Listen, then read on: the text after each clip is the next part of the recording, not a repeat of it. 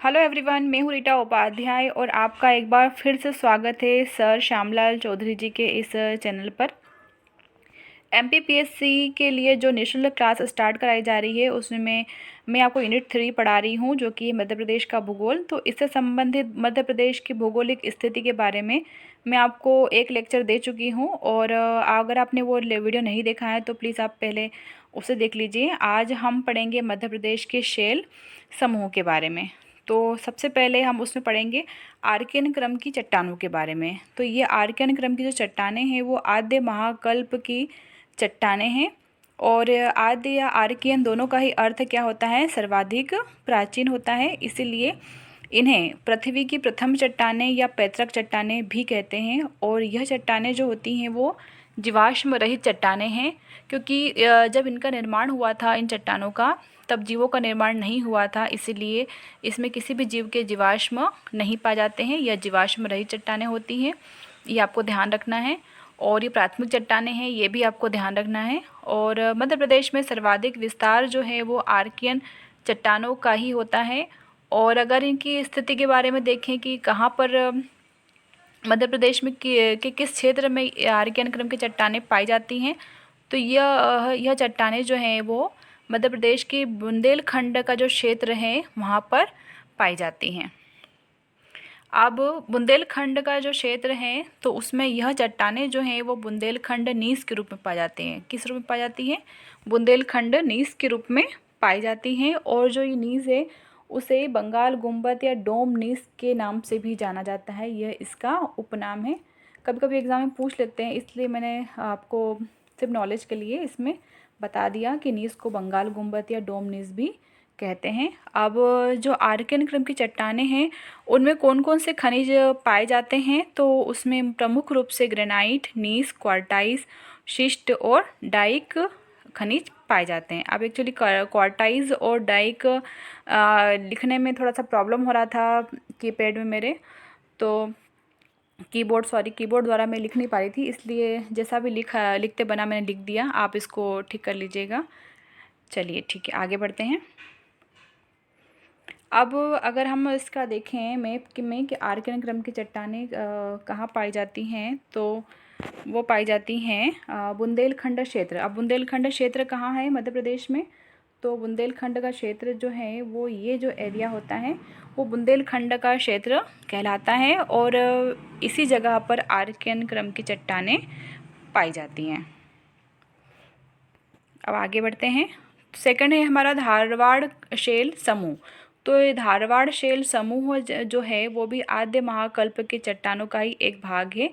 जो आर्कियन क्रम की चट्टानें थी उनकी अपरदन के द्वारा ही फिर बाद में धारवाड़ शैल समूह का निर्माण हुआ। तो इसके बारे में क्या क्या जानेंगे हम कि ये प्रथम अवसादी चट्टानें हैं। खोज इसकी कहाँ पर हुई थी? तो धारवाड़ शैल समूह की खोज सबसे पहले कर्नाटक के धारवाड़ जिले में हुई थी, इसीलिए इसका नाम भी क्या रखा गया? धारवाड़ शैल समूह रखा गया। और इसका निर्माण किसके द्वारा हुआ है? तो इसका निर्माण आद्य महाकल्प के चट्टानों के अपरदन से हुआ है। ये भी जीवाश्म रहित चट्टानें हैं। अब इसका विस्तार अगर देखें कि धारवाड़ क्रम की जो चट्टानें हैं उनका विस्तार मध्य प्रदेश में कहाँ कहाँ पर है, तो वो है जबलपुर, छिंदवाड़ा और बालाघाट में। कहाँ कहाँ पर है? जबलपुर, छिंदवाड़ा और बालाघाट में। अब जो धारवाड़ क्रम की चट्टानें हैं उनको अलग अलग जगहों पे अलग अलग नाम से जाना जाता है। जैसे कि जबलपुर में इसको सिकोली सीरीज़ कहते हैं, छिंदवाड़ा में इसको सोनसा सीरीज़ कहते हैं, और बालाघाट में इसको चिल्पी सीरीज़ कहते हैं। ये तीनों ही सीरीज़ काफ़ी इंपॉर्टेंट है, इनके नाम आपको बिल्कुल याद कर लेने हैं कि सिकोली सीरीज़ कहाँ पर है, सोनसर सीरीज़ कहाँ है और चिल्पी सीरीज़ कहाँ पर है। अब अगर हम देखें कि सिकोली सीरीज़ जो है उसमें कहाँ पर, उसमें क्या पाया जाता है, कौन सा खनिज पाया जाता है? तो उसमें संगमरमर, ग्रीन स्टोन नामक खनिज जो है वो पाए जाते हैं। और सोनसर सीरीज़ में मैग्नीज पाया जाता है, और चिल्पी सीरीज़ में तांबा पाया जाता है। अब है क्लोजपेट। क्लोजपेट क्या है? तो धारवाड़ चट्टानों की जो विशिष्ट श्रृंखला होती है उसे कहते हैं क्लोजपेट। अब यदि हम धारवाड़ क्रम का देखें कि कौन से मध्य प्रदेश के कौन से ज़िलों में स्थित है, कहाँ पर स्थित है, तो देखिए यहाँ पर होता है, सॉरी 2 मिनट, यहाँ पर जो है वो जबलपुर है, इस वाले कॉर्नर पर होता है बालाघाट, यहाँ पर है जबलपुर, और इसी की बालाघाट के जस्ट पास में लगा होता है छिंदवाड़ा। थोड़ा हल्का सा गैप होता है यहाँ पर, एक एक बीच में कोई ज़िला एक और है यहाँ पर, और यहाँ पर है छिंदवाड़ा। ठीक है, तो यहाँ बालाघाट हो गया, यहाँ छिंदवाड़ा हो गया, और यहाँ जबलपुर हो गया। ठीक है, तो जबलपुर में जो धारवाड़ क्रम की चट्टानें हैं वो सिकोली, और छिंदवाड़ा में सोनसर, और बालाघाट में चिल्पी सीरीज़ के नाम से इन्हें जानते हैं। चलिए आगे बढ़ते हैं। अब है पुरान संघ की चट्टानें। अब पुरान संघ की चट्टानें जो हैं उनमें सबसे पहले हम पढ़ेंगे कडप्पा शेल समूह के बारे में। किसके बारे में? कडप्पा शेल समूह के बारे में। अब ये कहाँ स्थित हैं? तो ये मुख्य रूप से छत्तीसगढ़ में पाई जाती हैं। कहाँ पाई जाती हैं?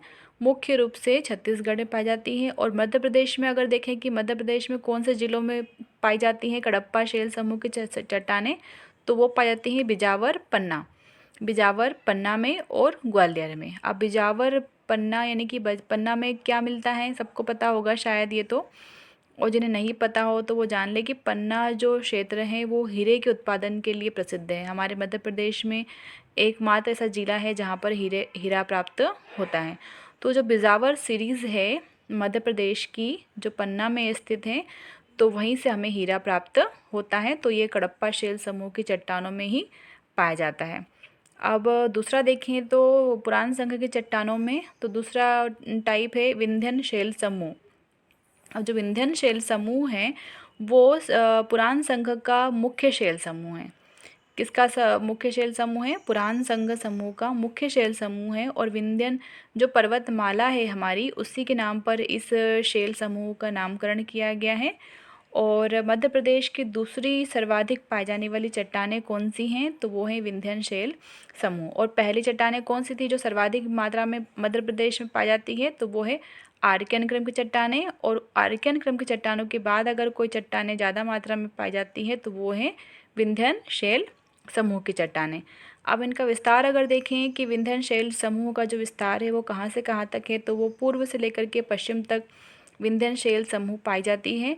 और अगर जिले वाइज देखें तो रीवा से स्टार्ट होते हुए ये पूरे पश्चिम में जो राजस्थान है वहाँ तक पूरा इनकी श्रृंखला विंध्यन शेल समूहों की पाई जाती है। अब विंध्यन शेल समूहों का भी विभाजन किया गया है आगे जाके, और तो ये लोअर विंध्यन में विभाजित हैं, लोअर और अपर विंध्यन में। लोअर और अपर, तो लोअर विंध्यन जो है उसका विस्तार कहाँ है? तो उसका विस्तार है नर्मदा घाटी, सोन घाटी और भीमा घाटी।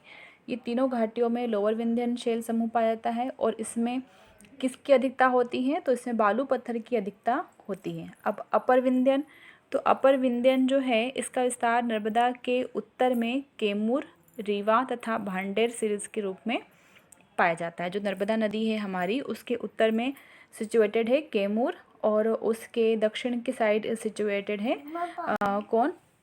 मेकाल। ठीक है,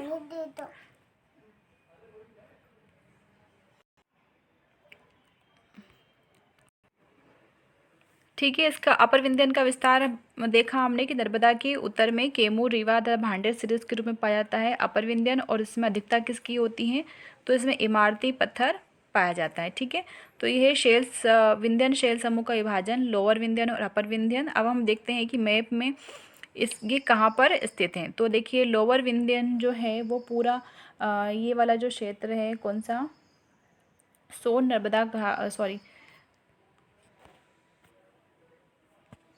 नर्मदा घाटी का जो ये क्षेत्र है वो लोअर विंध्यन शेल के अंतर्गत आता है। और उसके बाद बताया था नर्मदा के उत्तर में कैमूर, भांडेर वगैरह, तो ये सब आ जाएंगे इस साइड, रीवा वगैरह है ना। तो यहाँ वाला भी विंध्यन शेल समूह के अंतर ही आता है, ये कहलाता है अपर शेल समूह।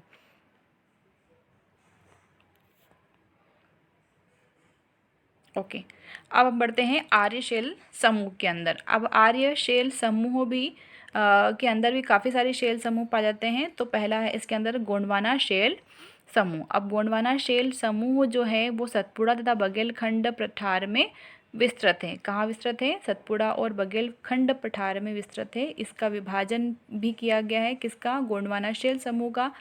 तो जिस प्रकार से विंध्यन शैल समूह था और लोअर और अपर विंध्यन में, उसी तरह से गोंडवाना शैल समूह भी लोअर, अपर और मध्य 3 में विभाजित किया गया है, 3 क्षेत्रों में। ठीक है। अब लोअर गोंडवाना अगर देखें तो इसमें मोस्ट इम्पॉर्टेंट फैक्ट ये है कि ये तालचेर के नाम से जाना जाता है। किसके नाम से जाना जाता है? तालचेर के नाम से जाना जाता है।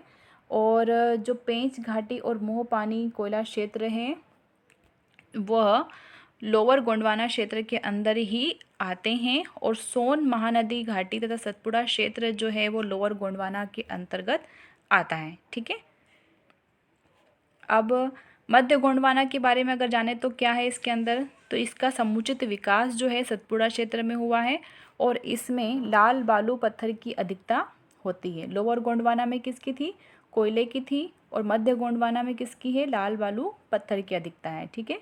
अपर गोंडवाना क्षेत्र के बारे में क्या दिया गया है, तो अपर गोंडवाना शैल समूह का जो विस्तार है वो सतपुड़ा और बघेलखंड दोनों में पाया जाता है, और यहाँ पर क्या पाया जाता है? कोयला और चूना पत्थर की अधिकता होती है। ठीक है। कौन से विभाजन थे गोंडवाना शैल समूह के? अपर गोंडवाना, लोअर गोंडवाना और मध्य गोंडवाना। लोअर गोंडवाना में कोयला पाया जाता है, और पेंच घाटी, मोह पानी, ये सब लोअर गोंडवाना में पाए जाते हैं, और मध्य गोंडवाना में लाल बालू पत्थर की अधिकता होती है और सतपुड़ा में स्थित है, और अपर गोंडवाना जो है वो सतपुड़ा और बघेलखंड दोनों में स्थित है, और यहाँ पर कोयला और चूना पत्थर दोनों पाए जाते हैं। अब अगर मैं ठीक है आगे देखते हैं कि चूना पत्थर का जो क्षेत्र है सतपुड़ा का, कौन सा क्षेत्र? चूना पत्थर का क्षेत्र है जो सतपुड़ा का, वो क्या कहलाता है? वो चौगान कहलाता है, और जबलपुर स्तर के नाम से जाना जाता है। ये स्तर है, स्तर लिखा गया है। एक्चुअली टाइपिंग में बहुत प्रॉब्लम होती है मुझे, मैं लिख नहीं पाती हूँ जो शब्द लिखना चाहते हैं, और ये भी है चौगान। ठीक है। तो इसको आप देख लीजिएगा कि चूना पत्थर का क्षेत्र सतपुड़ा में चौगान कहलाता है, और चौगान व जबलपुर स्तर ये दोनों ही क्या हैं? चूना पत्थर के क्षेत्र हैं सतपुड़ा के। ठीक है। अब हम आगे चलते हैं क्रिटेशियस कल्प की तरफ। क्रिटेशियस कल्प भी आर्य समूह का ही एक कल्प है, और क्रिटेशियस कल्प के जो साक्ष्य हैं वो नर्मदा घाटी में हमें मिलते हैं, और इन्हें किसे जो साक्ष्य हैं क्रिटेशियस कल्प के वो बाघ सीरीज़ और लमेटा सीरीज़ के नाम से जाना जाता है। लमेटा है ये, लमेटा। ठीक है। बाघ सीरीज़ और लमेटा सीरीज़ किसे कहते हैं? क्रिटेशियस कल्प की जो सीरीज़ होती है उसे कहते हैं बाघ सीरीज़ और लमेटा सीरीज़, और ये कहाँ पाई जाती है? तो ये नर्मदा घाटी में हमें मिलती है।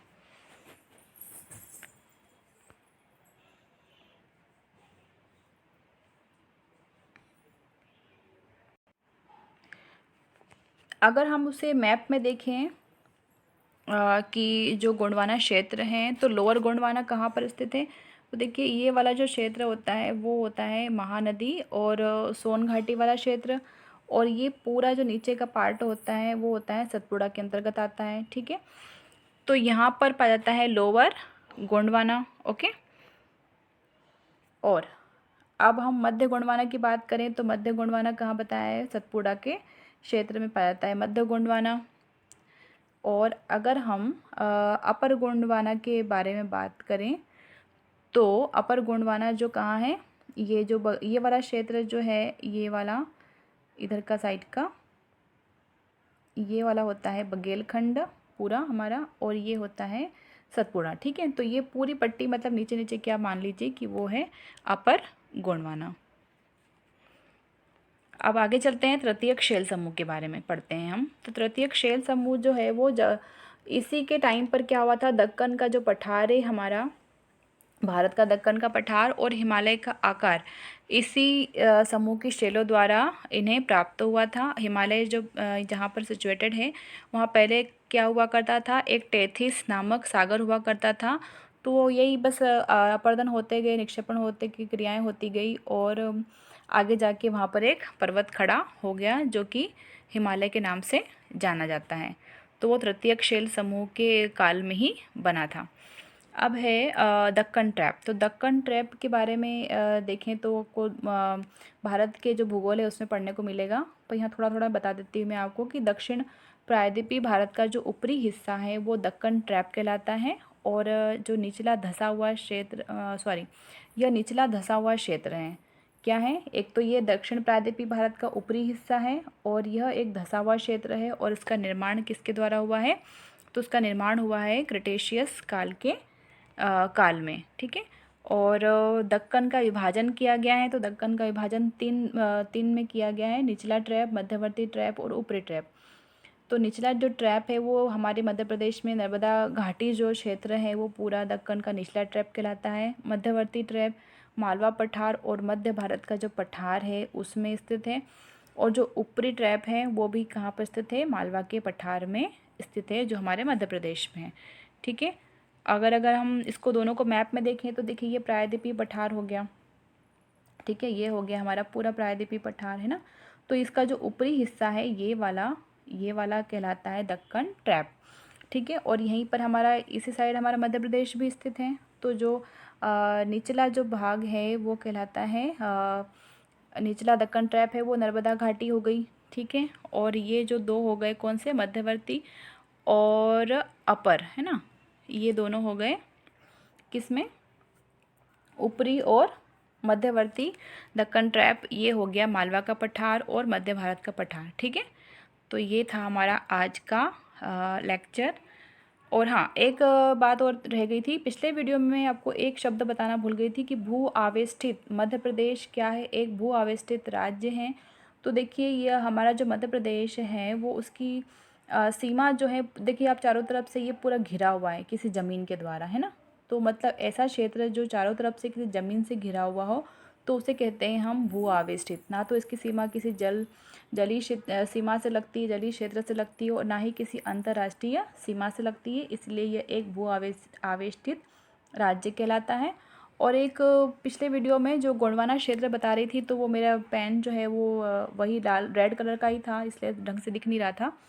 तो ये वाला जो क्षेत्र है हमारा मध्य प्रदेश का वो कहलाता है गोंडवाना का भाग। ठीक है, तो आप इसलिए मैंने आपको डबल से ये डायग्राम यहाँ बता दिया। ठीक है, अब ये था हमारा आज का लेक्चर। आपको ये वीडियो कैसा लगा प्लीज़ ज़रूर बताएं, और चैनल पर नए हो तो प्लीज़ चैनल सब्सक्राइब कर लीजिए। Thanks for watching.